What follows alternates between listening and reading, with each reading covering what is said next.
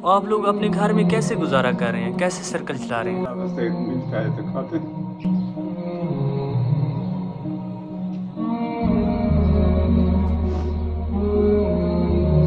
बाबा जी क्या हाल है, ठीक हो? ठीक। क्या नाम है आपका? मेरा नाम मोहम्मद रियाद। तो बाबा जी आपको क्या तकलीफ है? तकलीफ है, ये दर्द होता है जरा कमर से है, दर्द होने खिंची है, दर्द होने हाँ दर्द होने सारा वजूद है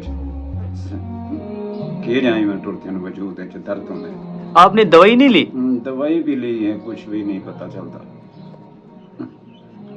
अच्छा, आपका कमाने वाला कोई नहीं है? नहीं है।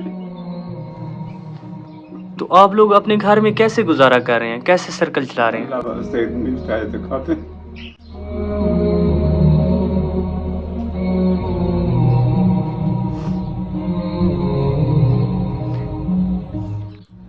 आपके रिश्तेदार आपके साथ तावन नहीं करते? बस किसी टाइम देते हैं या नहीं देते।